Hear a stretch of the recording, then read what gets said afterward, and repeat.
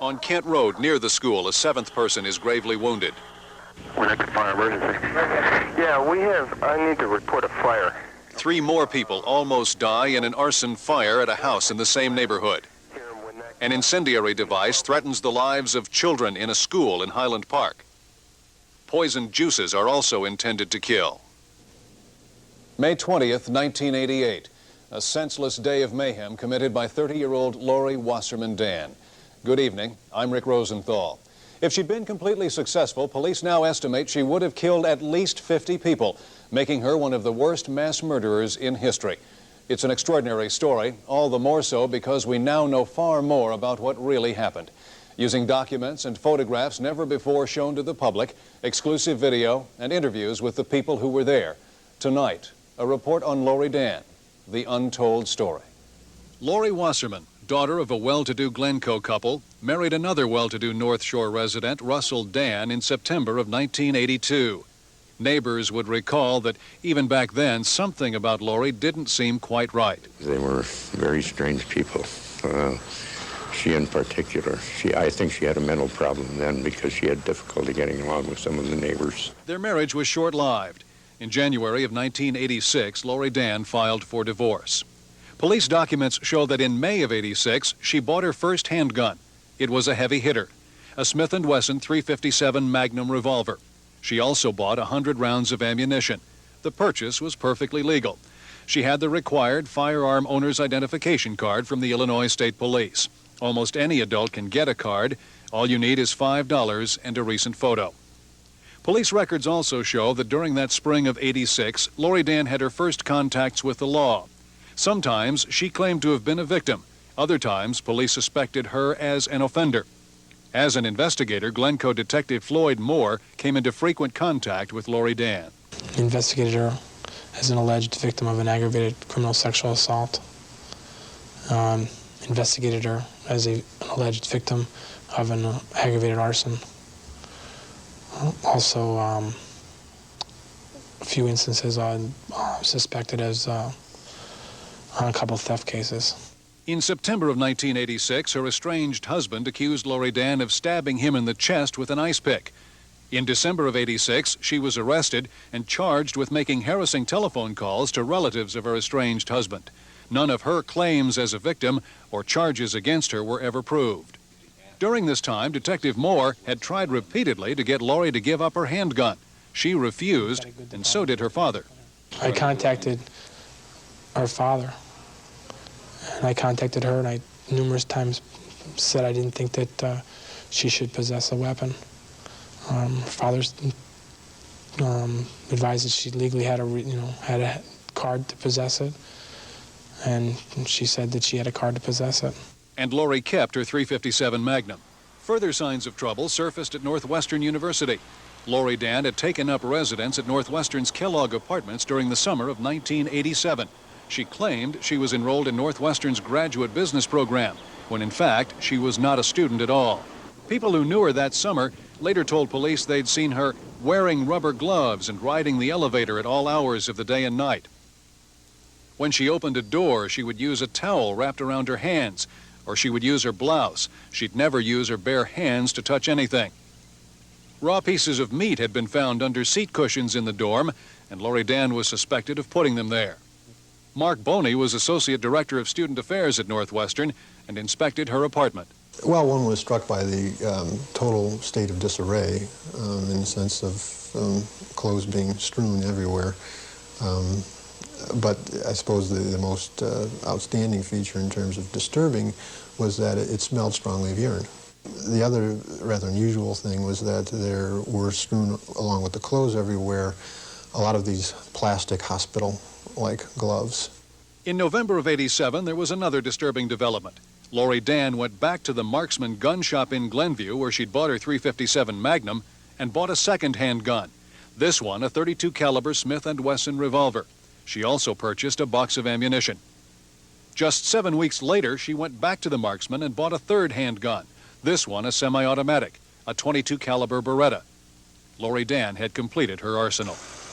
In late November, Laurie Dann also began seeking professional help at the University of Wisconsin Hospital in Madison, where her psychiatrist, Dr. John Greist, had his practice.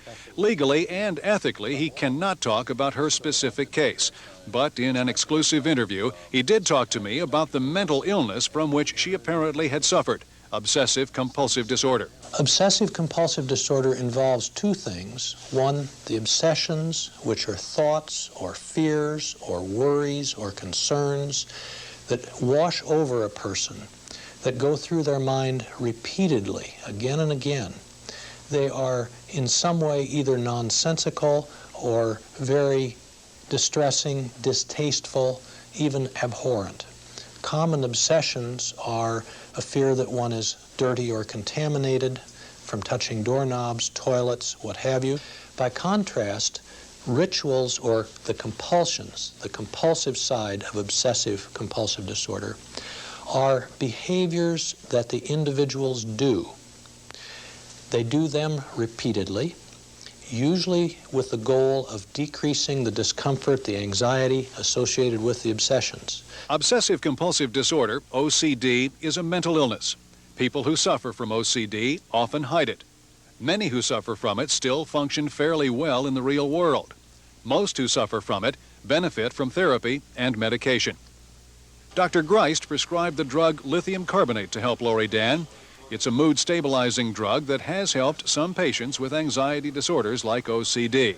He may or may not have known Laurie was also taking another drug, anafranil, prescribed for her by Dr. Philip Epstein, a psychiatrist in Chicago. She had to have the anafranil mailed to her from a pharmacy in Montreal, Canada, because the drug did not have FDA approval for general use here in the U.S. and still doesn't. Dr. Epstein is presently under investigation by the Illinois Department of Professional Regulation in connection with this case. Anafranil has been used with good results in treating OCD patients in other countries for over 20 years. But Ciba Geigy, the manufacturer, warns that anafranil can have extremely serious side effects, especially in patients with conditions other than OCD. Anafranil can activate latent schizophrenia, aggravate existing psychoses, aggravate manic depressive tendencies, and can trigger suicide in patients who are seriously depressed. If Laurie Dann had suffered from one of those mental conditions and it went undiagnosed, the anafranil could have been doing far more harm than good. Clearly, something was going wrong because Laurie Dann's impending rampage in Winnetka was inconsistent with her diagnosed condition, OCD. Is violence a characteristic trait of OCD? Violence is not a characteristic trait of obsessive-compulsive disorder.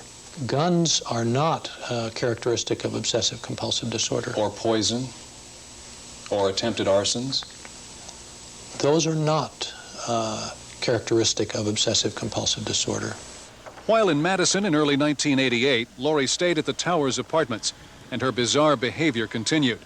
Other Towers residents would later remember her apartment was filthy and smelled strongly of urine. They reported she watched TV for hours at a time, rode the elevator for extended periods, ate tremendous amounts, and almost always wore gloves while she ate. She was suspected of setting several small fires in the towers. One burned a hole through a door. Another scorched a smoke detector. Nothing was ever proved. No action was taken against her. Notes written by Laurie Dann were also found in her apartment, notes never seen by the public before now. Some of the notes are illegible. Others record terrible torment and fear stemming from events either fantasized or remembered. Hit, pushed, spit, threw things at me. Unlocked bedroom door and ripped off my clothes. Said I was his wife and he could do anything he wanted. Wanted me to become a paraplegic. Bag lady, scum, paraplegic, hurt me, break me. Gun, robbed, afraid of R. Ran to phone naked, got parents, very afraid, raped twice. Police records indicate her psychiatrist, Dr. Greist, or an associate counselor, saw Laurie Dann a total of 17 times between December of '87 and March of '88. Her last appointment was in mid-March. That same week, she continued planning her rampage. On Saturday, March 12th, a technician at the University of Wisconsin Hospital spotted a woman in a hospital lab. The technician didn't think much of it until later, when containers of arsenic and other chemicals, some poisonous, others flammable, were discovered missing.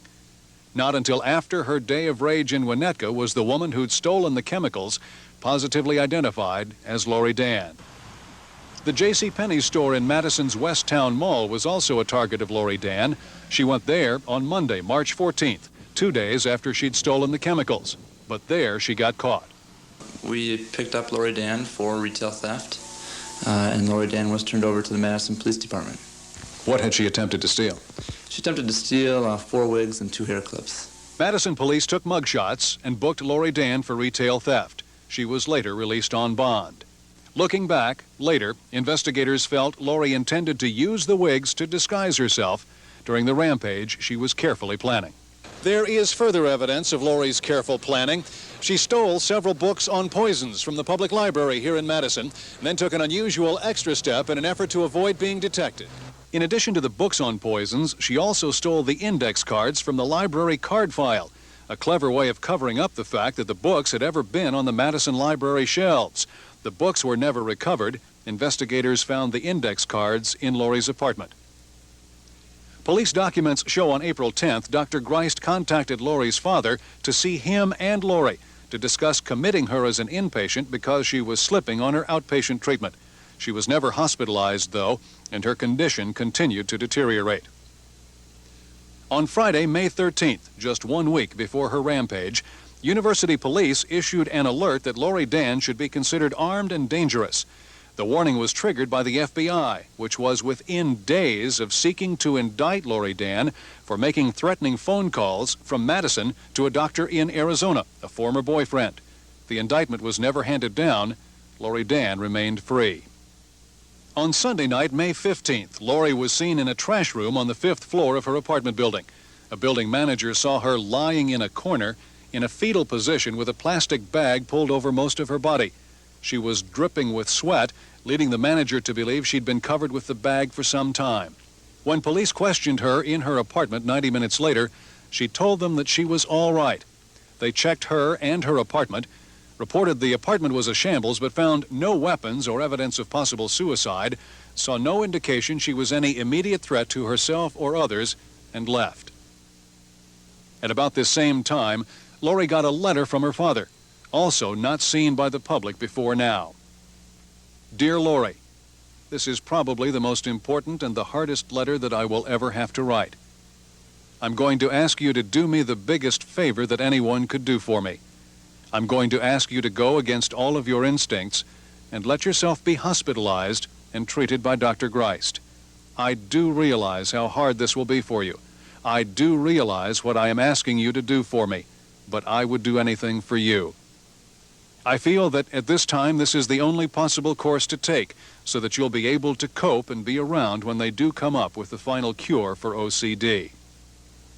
You know that you cannot continue to ignore the doctors and hope that the medication which you are taking will suddenly produce a cure. If you do this for me, I'm giving you formal written permission to put me in the home for the very old people when my time comes with no guilt at all. You know that I am not looking forward to that. Please set it up with Dr. Greist. For me, if not for yourself. I love you, Dad. It never happened. Instead of being hospitalized in Madison, Laurie Dann returned to her parents' home in Glencoe. And on Wednesday night, May 18th, she spent part of the evening in the kitchen with her mother, making the Rice Krispie treats she would later poison and distribute. Laurie Dann was ready for her day of rage.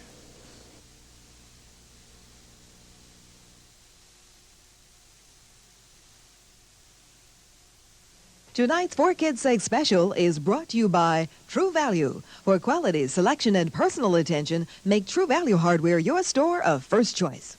We're the one, number one. We're number one. Once again, your Ford dealers are first. First in car and truck sales, and first with a pre-clearance clearance. Nobody outsells Ford. Like great savings on Ford Ranger. Get up to $750 cash back, plus save over $1,200 on options. A total savings of over $2,000. Plus, take a test drive and get a free number one t-shirt. We're number one. Ford dealers. We're the one. So don't wait. Get pre-clearance clearance savings going on now only at your local Ford dealer. We're the one.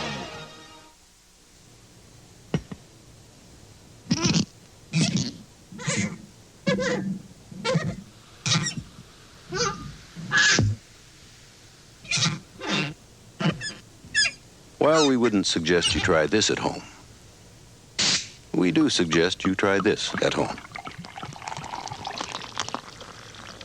Family brewed, fire brewed. Stroh's Light.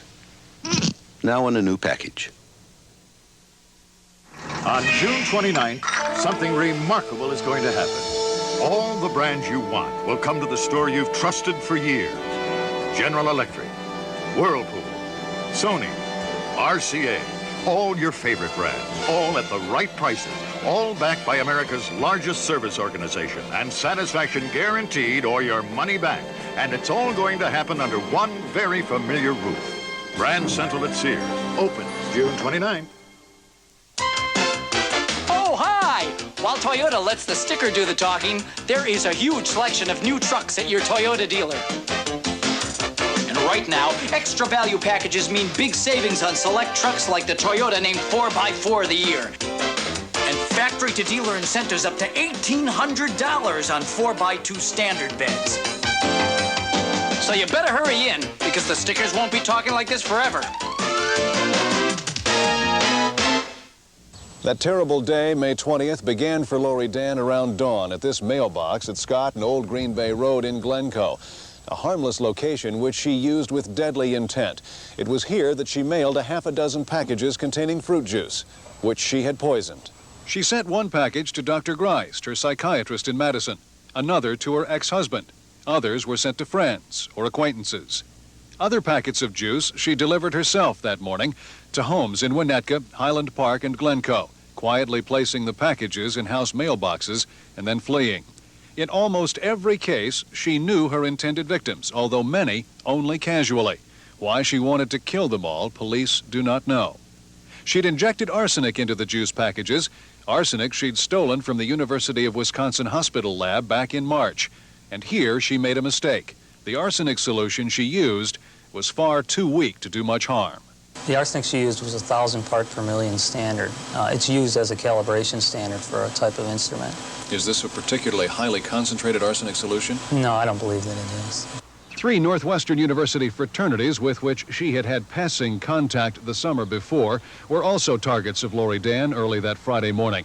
She hit the Kappa Sigma fraternity house on Sheridan Road in Evanston, the Alpha Tau Omega fraternity house on Lincoln, and the Psi Upsilon house next door. She left Rice Krispie treats in the entryways of each frat house, Krispie treats which had been tainted with that same weak solution of arsenic. She also left popcorn, which she'd contaminated with lead. In all, 26 people required treatment after drinking the juice or eating the popcorn or Krispie treats. No one was seriously injured. At around 8:30 that morning, Laurie went to the Winnetka home of Marion and Padraig Rush. She'd babysat for the Rush children before. That morning, she picked up 4-year-old Carl Rush and 6-year-old Patrick, telling their mother she was taking the boys to a carnival. Instead, she tried to poison them. She gave the boys milk from a bottle in which she'd placed some of that same weak arsenic solution. She even brought a special cup. But the milk tasted funny, and the boys poured it out after drinking only a sip.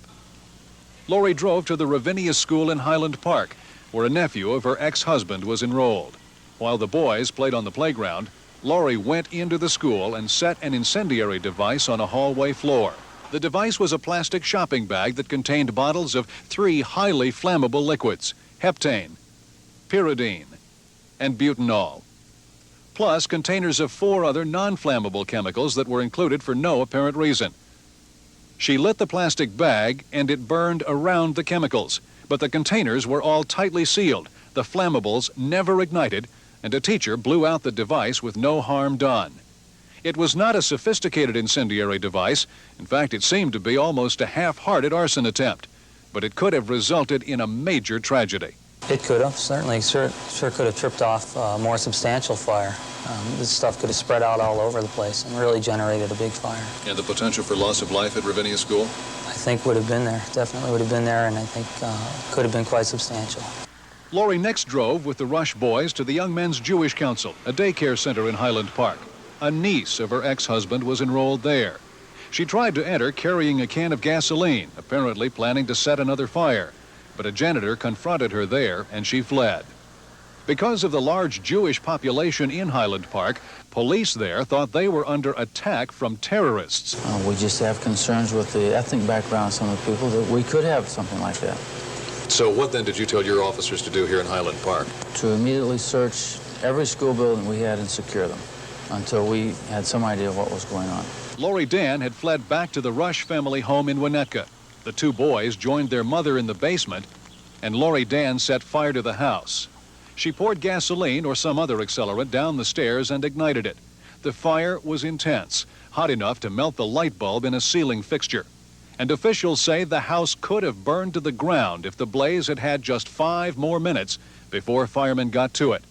A neighbor called for help at 10:19 a.m. Winnetka Fire Emergency. Yeah, I need to report a fire. Okay. And it's on Forest Glen here in Winnetka, in the 1200 block, Forest Glen South. Do you understand that? And you say the house is on fire? Yeah, there's smoke billowing out of it right now and outside. Okay. All right, we're en route. Because Laurie Dann had set fire to the stairs, Mrs. Rush and her 2 boys were trapped in the basement. Mrs. Rush was able to boost both kids up to a laundry room window, and they were able to scramble out the window and up through the window well to safety in the backyard. But the window opening was too small for Mrs. Rush. She then removed the frame from the window frame itself from the frame that's cemented in the foundation, which is quite almost a superhuman bit of strength that she had to do. But apparently, when the options aren't so good, which could be perhaps dying in the basement, I guess we get a little adrenaline going and we do things beyond our normal strength. Mrs. Rush stacked boxes and suitcases on the floor and was able to escape through the now enlarged window opening. Ironically, she told firemen she feared Laurie was still inside, and firemen risked their lives searching the burning house for the woman who'd actually started the fire. But Laurie Dann had moved on to continue her day of mayhem at the Hubbard Woods School. Hubbard Woods is a typical suburban grammar school. 325 children in grades K through 6, 3 dozen teachers and staff. 2 of the other Rush family children went to school there, but they were on a field trip that day. It was a warm day, many of the doors were open, and Laurie Dann just walked in.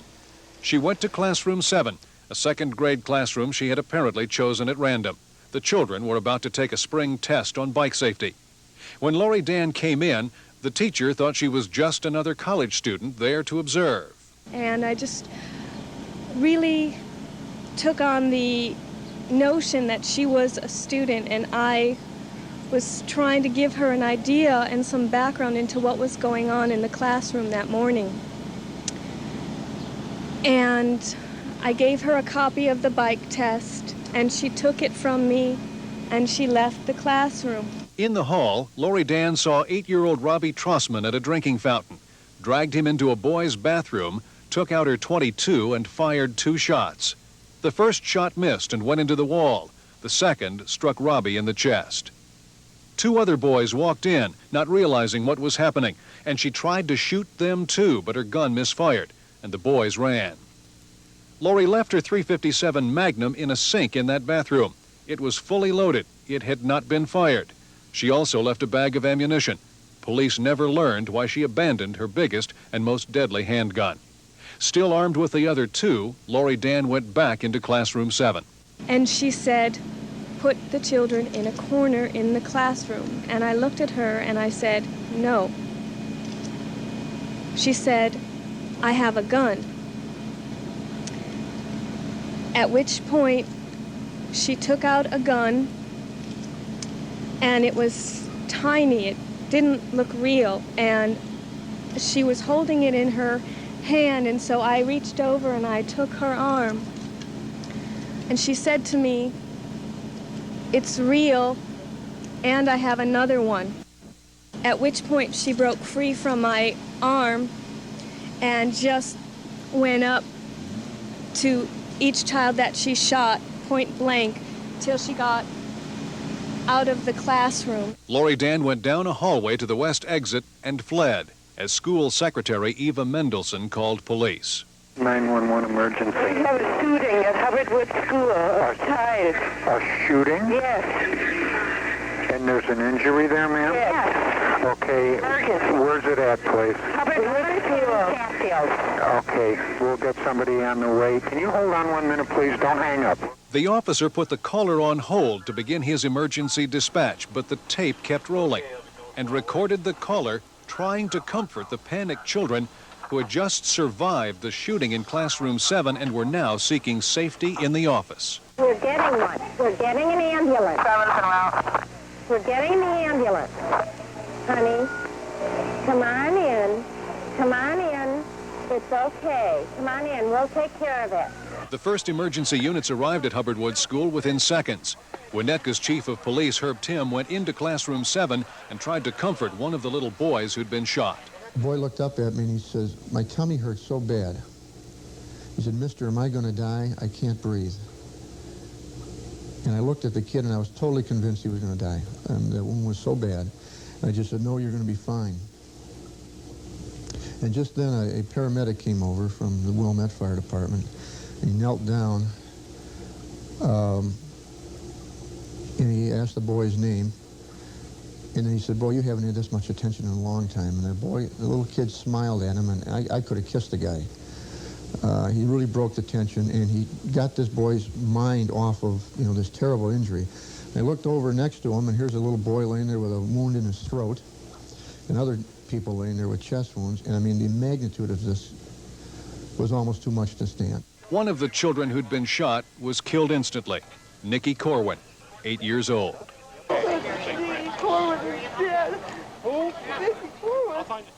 Nikki Corwin never had a chance, but the 3 other boys and 2 little girls who'd been wounded were still alive. 8-year-old Lindsay Fisher was probably the most seriously wounded. By the time she got to an operating room at Evanston Hospital, she had lost almost all of her blood. Dr. John Alexander made the extraordinary decision to transfuse blood right to Lindsay's heart. We put an intravenous needle into her heart at that point, and were able to transfuse volume directly into her heart, giving her heart the volume to work with and circulate and deliver oxygen to her body. A pretty close call? Yeah, a very close call, no question about it. I think the little girl's lucky to be alive. I know. It's so scary. Oh, no. I think the kids are okay in the class. Hubbard Woods was becoming the heart of a firestorm. Frightened parents were converging on the school, so were the authorities. 300 police officers from over a dozen suburbs, plus state and federal investigators, would become involved with the incidents of the day in one way or another. Police still didn't know who'd done the shooting, but a brief description of the suspect had been broadcast on police radios. White female, red kinky hair. A detective spotted 2 women in a car near the school. One seemed to match that partial description, and the officer drove after them. Older woman driving in a female passenger. I can't tell. She's got red kinky hair. That's all I can tell. I'm now going east on Bonnet. Correction. I'm continuing south on Locust. I don't know if it's it or not. At Locust and Westmore, just 3 blocks from the school, Detective Floyd Moore and other officers curbed the suspect vehicle, and they were taking no chances. Weapons are drawn, and the most caution ever used is done. Because, at the time, the offender might, we believe that the offender might be armed. So what exactly did you do? Took cover behind my squad car and gave commands on how I wanted the vehicle stopped and what I wanted the driver to do at the time, put the keys out of the car and not to move. That no-nonsense felony stop had netted not the gunwoman, but a stunned Winnetka housewife and her daughter. Laurie Dann was still at large. At the school, police had a new worry. One little girl from Classroom 7 was missing. Police feared the gunwoman had taken the little girl hostage, and that added further pressure to an already extremely tense situation. They didn't know until several hours later that during the gunfire, the little girl had dashed right under Laurie Dann's arm and had run straight home and was safe with her parents. Students in the school were still in shock. Chief Tim found one group of children huddled under a table in the room next to Classroom 7. And they looked out from under that table, and if you've ever seen those paintings of those little kids with those big, wide eyes, that's what they all looked like. They looked out at me, and I said, "That's all right, I'm a police officer, everything's okay." And they said, "Mister, can we come out now?" I said, "You can come out, everything's fine, but just stay in the room here. But the panic that was on the faces of those kids, you could have magnified that for every classroom around there. Parents wanted to see their kids. Officials said no, reasoning it was safer to keep the children in the school because the gunwoman was still at large. Also, officials wanted social workers to help the kids begin to deal with what had happened right then and there. But if the children could not come out, why not let the parents see their kids inside? Because the children were key witnesses. They had important pieces of evidence that had to be preserved. And given their age and the fact that at any time that they would be called to testify, their competency could be challenged, we wanted to be sure that they were asked about the incident by detached law enforcement personnel first, before they had the opportunity to be swayed or before more emotions got in the way when they were questioned about it by their families. And I don't think I have to tell you the concern, if not damn anger, that was expressed by these parents, and it was all understandable. And, you know, that's hard. You know, we know what we have to do, and yet we're parents. We know how they feel. It's very hard telling parents you can't come in right, or you can't see them right away, and hopefully you can understand. Please trust us. Well, for the most part, they did, and I'm very grateful for that. The children of Classroom 7, the witnesses, were finally reunited with their parents some 2 hours after the shooting incident. The other students were kept with their teachers and social workers until around 3 p.m., the normal dismissal time.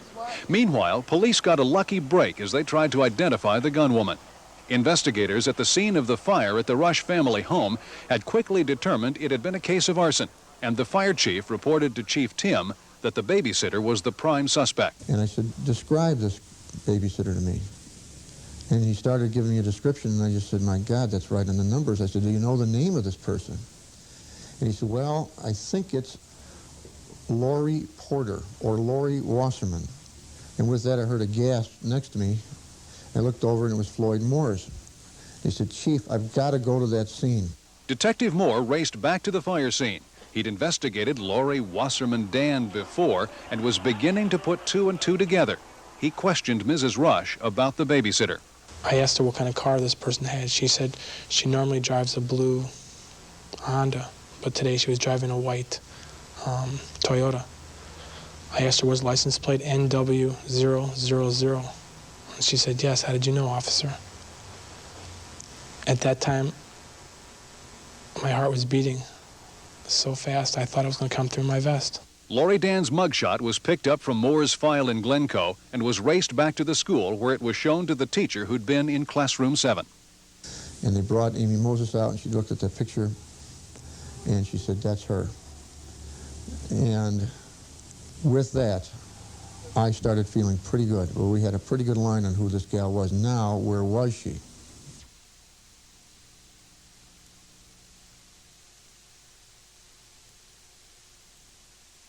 Time. If only you could stop it, you'd have all the time in the world to take advantage of this special offer at your Chicagoland Pontiac dealer. Choose from thousands of new Pontiacs and get special low 2.9% financing, or get up to $1,000 cash back depending on the model you choose. And qualified first-time car buyers financing with GMAC can get up to $1,600 cash back depending on the model you choose. So if you're going to buy a new car anytime soon, see your Chicagoland Northwestern Indiana Pontiac dealers tomorrow before time runs out. Bob and Al aren't happy with their pressure-treated decks. Mine's new, but it looks green. Mine looks gray and worn out. And they both need a water repellent. New Woolman raincoat with natural wood toner made them both happy. Got rid of the green, gives me a natural wood tone, and keeps the water out. I used Woolman deck brightener first, then Woolman toner. Now mine looks just as good as his. Great looks. And water protection.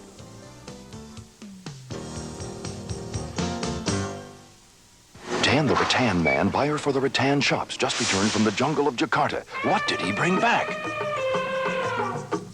I went ape buying rattan and wicker for the rattan shops. I made some great buys, now you can too. Up to 50% off living room groups. 5-piece dining set from $379. This solid rattan swivel rocker with cushion just $69. Thousands of items in stock and on sale, and that's no bull. The Chicagoland rattan shops, 1-800-72-RATTAN. Okay, you're trying to decide between the Jeep Cherokee and the Isuzu Trooper. Let's weigh the facts, shall we? The Isuzu Trooper comes standard with 4-wheel disc brakes and triple skid plates, more cargo space, a larger fuel tank, and more headroom. Oh, and one more thing. The Isuzu Trooper costs about $1,000 less.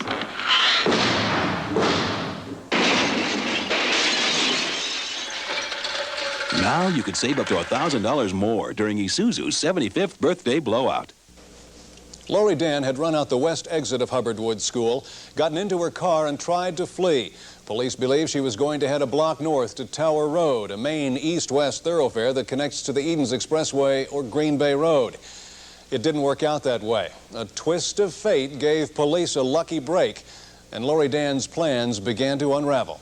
She intended to drive the short distance from the school down Gordon Terrace to Tower Road. But there was a Winnetka police car with its emergency lights flashing, blocking Gordon Terrace at Tower. She flees the school and, without any question, saw the officer's car parked at Gordon Terrace and Tower. Narrow street. Obviously, in her mind, she's not aware of why that officer's there. And she panicked. There's no question in my mind she panicked. And there's no question in my mind that she thoroughly believed she was going to get away with this and thoroughly believed that she was going to get out of there. Laurie Dann thought that squad car was a roadblock set up to catch her. In fact, no one had any idea yet what she'd done. Actually, that squad car was just providing routine traffic control for a funeral at Sacred Heart Church on Tower Road. A funeral for retired Winnetka fireman Larry Carney. Carney had been fishing in Lake Michigan the week before and had been struck and killed by a bolt of lightning. It was that twist of fate, that lightning bolt, that led to the Carney funeral at the church and set up the roadblock that panicked Laurie Dann and caused her plans to begin to come apart. Because of this, she went down a one-way street. She was absolutely unfamiliar with it at a very high rate of speed. Lost some control of the car, hit a tree, knocked it, a small tree, and knocked it down. And then when she reached the dead end, these are all very large homes. There's a large driveway, circular drive, and she tried to negotiate that at a high rate of speed, lost control of the car, and got it hung up on a boulder. When police found the car, the engine was still running. Laurie Dann had fled, but left behind more grim evidence of her day of rage. Empty shell casings in the car told police she'd reloaded her 2 remaining handguns. Police found a box of ammunition, plastic bags, and a container of what amounted to homemade napalm. She was able to construct, through using styrofoam strips soaked in an inflammatory liquid, a substance that, when ignited, would basically be the same substance as napalm. The car was stuck in front of the house at 1200 Hamptondale, a block from the school. Winnetka Deputy Police Chief Joe Sumner took charge there. At that point, we assumed there's a possibility she was in that house. Even though we had a description and a name and a car at this point that Officer Moore from Glencoe had given us, I never heard an address, so I didn't know. She could have lived at 1200 Hamptondale. I didn't know. So we assumed she was in, at that point, probably in 1200 Hamptondale. In fact, though, Laurie Dann had run past that house to a neighboring house at 6 Kent Road. She tried to break in there, but was scared off by a large dog. She went on to the house at 2 Kent Road, walked in, and confronted Phil Andrew and his mother. My mother and I are in the kitchen. She's doing dishes, and I'm at the counter or something, and Laurie Dann comes through the back door.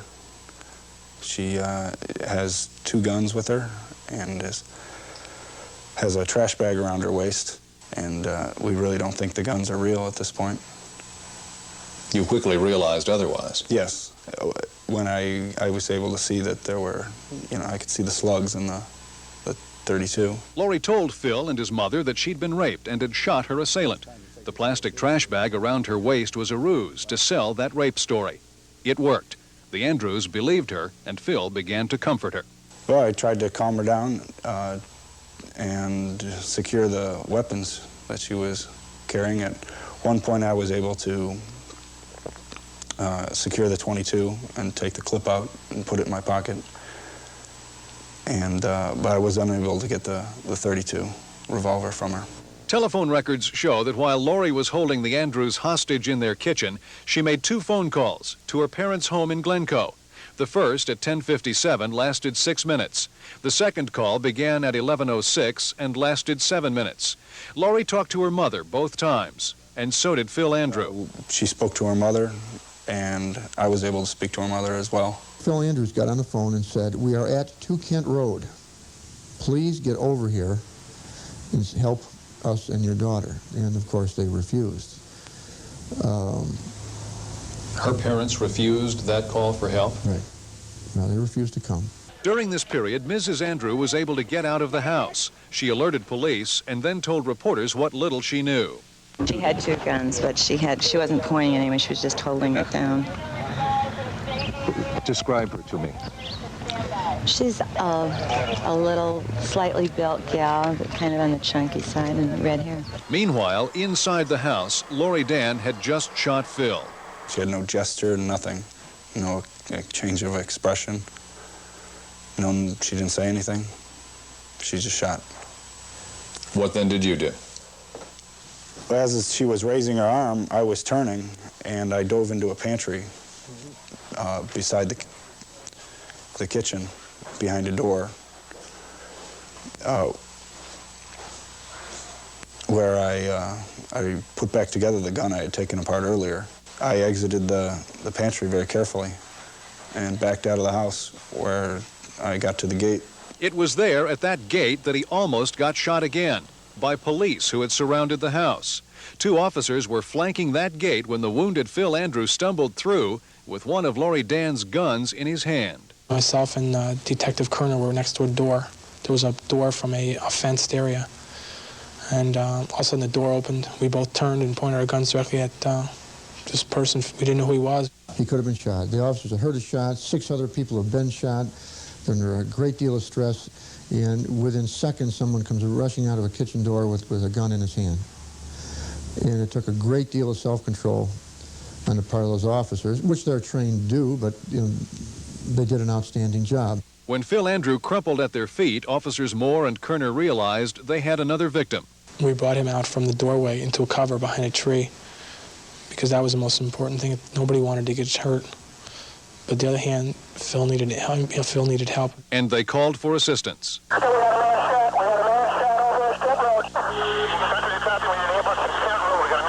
When the ambulance arrived, it had to be held down the street at Kent and Hibbert for several long minutes until police were sure they could protect the paramedics when they got to the house. The whole front of that driveway at that point is in total open view to the residence itself. So if anybody knows the gun, it's just like shooting fish in a barrel, basically. The ambulance was finally brought in after enough officers were in place to provide cover, and paramedics began trying to stabilize Phil Andrew outside the rear of the ambulance. And I could feel the sun on my chest. I could feel like being sunburned, like tanning. And I could see the sun through the trees. And that was, it just hit the whole day. It was so ironic. I have a hole in my chest and I'm bleeding, and I can feel myself tanning. Phil Andrew was taken to Highland Park Hospital suffering from a gunshot wound to the chest. The bullet had punctured his esophagus and lodged within a fraction of an inch of his heart. Inside the Andrews house, Laurie Dann had just hung up the telephone. Phone records show that right after she shot Phil, she made a 3rd call to her parents' home. This one lasted 30 minutes. It was the last conversation she would ever have.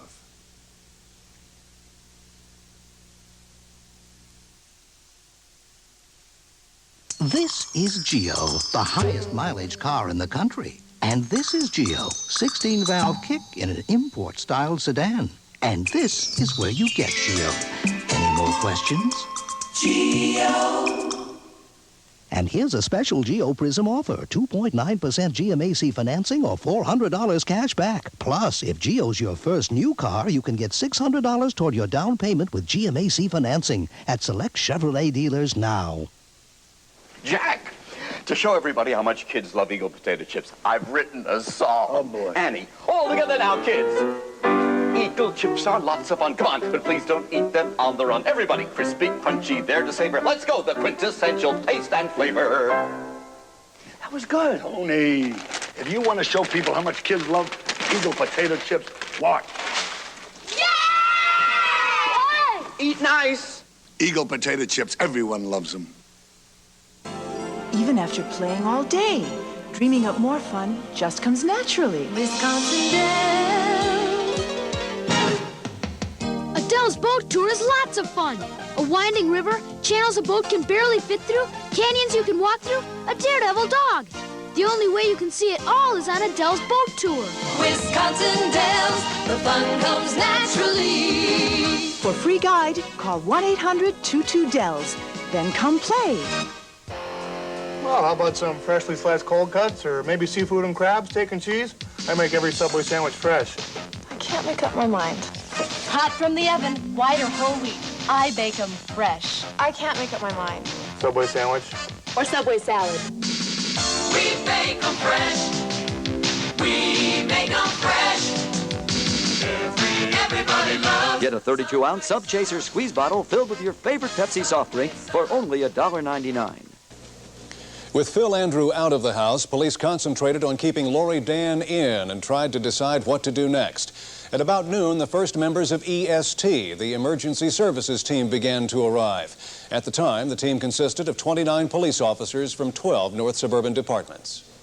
The EST team had been formed the preceding October. Members had trained extensively in hostage negotiation and in special weapons and tactics. The team had become operational just 3 weeks before, and this was their first call-out. As specialists, EST members moved into the perimeter around the Andrews house to relieve the uniformed officers who'd been there. 4 marksman observer teams were put in place first. This team took over an upstairs bedroom at 20 Kent Road, overlooking the Andrews house next door. These marksman observer teams were there to provide cover and to try to gather intelligence. They can pass on any information that they see back to the command post. The secondary reason is for cover the officers as they're being placed into the perimeter and bringing the uniformed officers out of the inner perimeter. The perimeter around the Andrews house was secured without incident. By mid-afternoon, Chief Tim was satisfied the crime scene at Hubbard Woods School was under control, moved over to Kent Road to take charge there, and got a briefing from the commanders at that scene. And they laid before me what we had, that they had a barricaded suspect. They felt that everybody was out. We were reasonably sure that she was there. Now, that word reasonably was a knot in my stomach for the entire situation from about 3 o'clock until 7:30 when we knew she was there. Because all the time I'm saying to myself, there's still that 0.1% chance that she gets out of there. Then what do we do? Police had set up a secondary command post at 12 Kent Road. They picked up Laurie Dann's parents and brought them to that command post. They were beyond upset, not only because of what was happening to their daughter, but more because of what their daughter had done. They were extremely sympathetic with the families of the other victims. Police brought Mr. Wasserman up to the Andrews house several times to try to contact his daughter by bullhorn. Each time, he had a dog leash tied to his waist. An officer would hold that, so for some reason we had the thought that, if he wanted to try to rush into the house to be with his daughter or help his daughter, or who knows. I mean, it's his daughter and he's distraught. We don't know what he's going to do or how he's going to react. So we put a dog leash around his waist to tether him. If he started to run, we could grab onto him and hold him back and pull him back. Laurie Dann never responded to her father or to repeated phone calls from police, and the wait that long afternoon continued. It was a wait that was punctuated by a sudden blast from a police shotgun, and startled officers went scrambling for cover. Who fired the shot? Was it in the house or outside? Who fired that shot? Paging officers. It went straight up. It went straight up. It was on the bumper of the car. Nothing sits in the air. It was by an officer? You tense up a little bit at the time, and I came on the radio and said, who fired that shot? It was just total silence. So the radio was just constantly, talking back and forth, and all of a sudden I said, who fired that shot? And it was like the radio broke. Nobody said a word. It was total silence, I mean, nobody was hurt, thank God. It was an accident. It was definitely an accidental discharge. But in a way, it kind of broke the tension. At 20 Kent Road, ranking officials met to develop a plan to resolve the stalemate. They considered using tear gas, but quickly ruled that out, primarily because of Laurie Dann's mental state. People that have psychological problems, depending on the types of problems, many times are not affected by tear gas at all. If we would have put that tear gas in there, it's quite possible that she could have conducted whatever she was doing in there normally. Tear gas also posed a risk to police, and the gas grenades could have set fire to the house. The Andrews house and the surrounding neighborhood are in a brushy area. With nightfall just 4 hours away, there was a growing concern Laurie Dann might somehow be able to slip out and escape. And so Chief Tim made the decision to send an emergency services team in before dark. I didn't want the thing to drag on forever. I knew what it was doing to me. I knew what it was doing to the community. And again, I didn't want her to escape, and I was very worried about that when it got dark. I just felt that there was a possibility, and you have to weigh that. What are the odds? You have to say, are those odds great enough or not great enough? And I felt that the chance was there that she might get away, and I didn't want to take that chance. Or that she might not even be in there at all. Well, that's one thing I didn't want to mention, but that was something that always was gnawing at me, and I'm telling you, it was like a fist. The decision was made to go in, but there was one other tough question Chief Tim had to answer. Were officers authorized to shoot if they had to?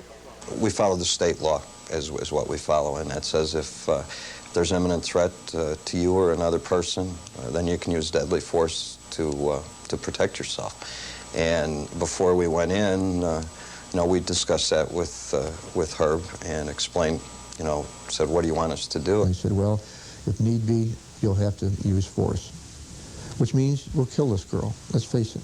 Deerfield police officer Eric Lundahl was chosen to lead the entry squad. In 1973, Lundahl had been a freshman at Highland Park High School. That same year, Laurie Wasserman was a sophomore there. The two had been schoolmates. Now, 15 years later, fate had thrown them together again under radically different circumstances. Lundahl was not aware of that bizarre twist as he planned the assault. We looked at the floor plans and then went over in our minds what we were going to do, what each person's responsibility was, lighting considerations, where she may be hiding, what would happen if she took a stand in a particular place. The entry squad included 8 officers of the emergency services team, a Northbrook policeman and his dog, and several FBI agents, a dozen men in all. At shortly after 7 p.m., they kicked in a rear door to the basement, made sure Laurie Dann wasn't down there, and headed on up to the first floor. We came up the stairs, let the dog go on the first floor. The dog came back to the handler. We assumed that there wasn't anybody on the first floor, so that's when we deployed the people. Searched the first floor, secured it, sent the dog up the stairs to go to the second floor. The dog went up and immediately came right back down. And I remember talking to the handler and saying that must be a bad sign, right? And he said, no, it's a good sign because it means she's probably dead. The dog probably discovered a body. Then we continued at the stairs and we found the body at the top of the stairs in a bedroom that's adjacent to the stairs. Laurie Dann had shot and killed herself sometime that afternoon. Her day of mayhem was over. Laurie Dann left behind the nagging question of why, and haunting memories for those whose lives she had changed forever. Some closing thoughts in a moment.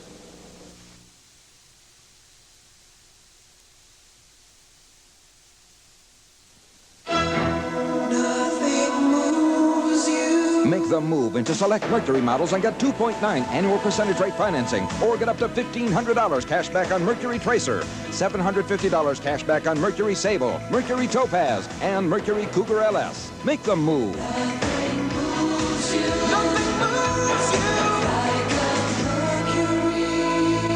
See your Lincoln Mercury dealer today.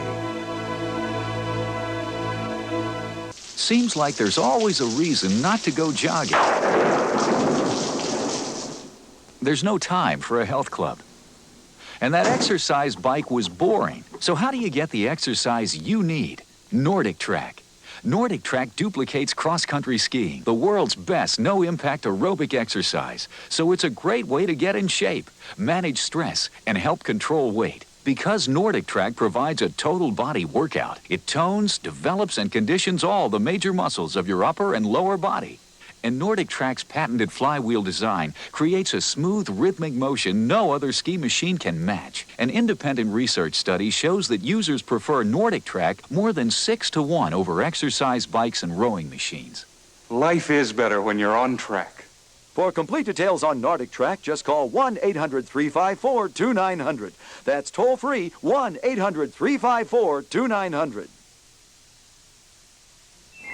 Finding a luxury car whose owners reported fewer problems than Acura Legend owners sounds like a challenge, unless you know about the Mazda 929. It has more standard luxury features than the Legend, like an automatic transmission, alarm system, automatic climate control, and power moonroof. And while we've known this for quite some time, we thought we'd clear the air for you. See your Mazda dealer for 929 savings of up to $1,000. Hurry, ends August 2nd. Laurie Dann had tried to kill dozens of people. In almost every case, she'd had some prior contact with her intended victims. She acted alone after months of careful planning. Police know what she did, but to this day they don't know why she did it. She was taking medication, anafranil, and that may have been a factor, but tests after her death showed no signs of abuse of such drugs as cocaine or crack, marijuana or alcohol. Her parents might be able to shed light on a motive, but they have refused to cooperate with police right from the beginning. They even cleaned her room in their home before authorities could make a thorough search. Her doctors might help, but they can't talk to police without her parents' permission they have refused to give. Families of several of her victims are now suing her parents for damages. For most, the Laurie Dann story is fading into history. But for the people who were there in Winnetka, that terrible day, May 20th, 1988, is a day they will never forget. We feel that up to 50 people could have been killed by this one woman, which would have made her one of the greatest mass murderers in history. One diminutive little gal from a suburban area was doing all of this. It's the scariest time of my entire life. But at the time, I don't know what you think about it, you just do. And the people that I was with that day were the bravest people in my entire life. I have to say that the courage and the presence of mind of the children who ran and their courage in the classroom, it was phenomenal. I guess there's just disappointment that this has happened and that it was allowed to happen and that more isn't being done to prevent such a thing from happening again. If it can happen here, some tragedy like this, boy, it can happen anywhere. And that is something I think should wake people up. 911 emergency. We have a shooting at Hubbard Woods School, a child. A shooting? Yes. And there's an injury there, ma'am? Yes. Okay. Where's it at, please? Hubbard Woods School. Okay, we'll get somebody on the way. Can you hold on 1 minute, please? Don't hang up. We're getting one. We're getting an ambulance. 7's en route. We're getting the ambulance. Honey, come on in. Come on in.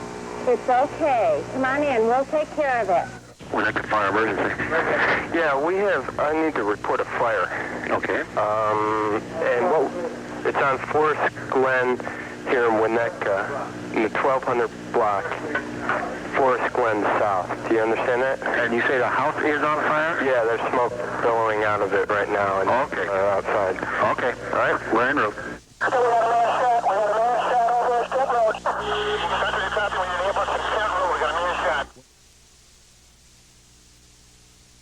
Tonight's